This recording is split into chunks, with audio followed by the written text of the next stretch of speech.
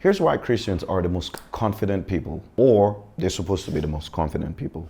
You ever see a child who has a big brother? Like, you go to, high school, secondary schools, there's always that junior student who may not be strong, may not be the smartest, he may not be the bravest, he may not even be the most athletic, right? But he has one popular big brother, and the guy just happens to be really strong or popular or just, famous, just strong big brother.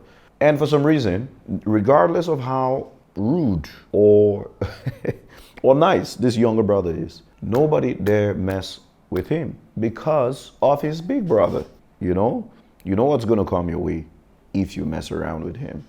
And he's just this little vulnerable kid, but you can't touch him because of his big brother. That is exactly why we as Christians are supposed to be the most confident people. Because of our big God. Everything you do, everything you say. Now, he may not walk around with you physically. When you walk around, people may not see your big God behind you, but he is there. And this consciousness, for me, when I sit down, when I have a meeting, when I talk to people, and I know that my words are not just backed by me, they're backed by a big God. When I'm walking in his footsteps, I know that, and sometimes as a Christian, people will come to you and tell you things like, wow, those words, that you said, that thing you said was really, wow, like, and you just look at yourself and you're just like, I don't know, like, it is the God that is backing you. And dare I even say, sometimes when you speak, people hear the voice of God.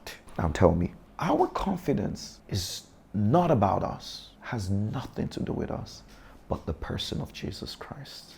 Because we reflect Jesus. Man, that's confidence. As a Christian, you can't be a wuss. You're not supposed to be a wuss. Even in the face of persecution, in the face of death, in the face of holiness and righteousness, you got to be confident. Now, that's the difference between our confidence and the confidence in the world. The worldly confidence is superficial, right?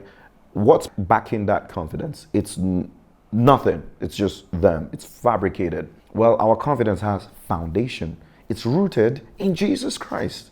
And that's when Jesus said, don't be afraid of the person who can kill this flesh, because this is not the most important part of me. This, it's just flesh. You can kill this flesh. But Jesus said, be afraid of he that not only can destroy this flesh, but condemn your spirit to eternal damnation or heaven. Because we fear the Lord and walk in his footsteps and have God backing, that's where our confidence is rooted in. I'm telling you, there's an untapped confidence as a Christian that I feel like a lot of us haven't even scratched the surface of. Has nothing to do with arrogance. That's why I said the ones living a submitted life, the ones who have sold out to Jesus Christ, those are the most confident people.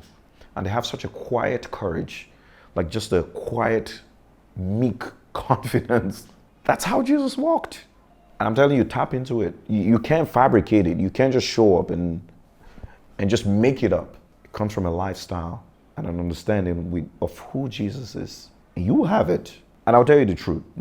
I never used to be a person who could look at a camera and speak into it, or speak in front of a classroom or a crowd. But for some reason, as soon as Jesus came into my life and I got to know him, in him I live, in him I move, in him I have my very being, it stopped being about me.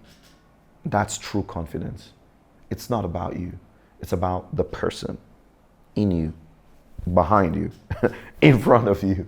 That's true confidence. Tap into it. It's supernatural. It's powerful.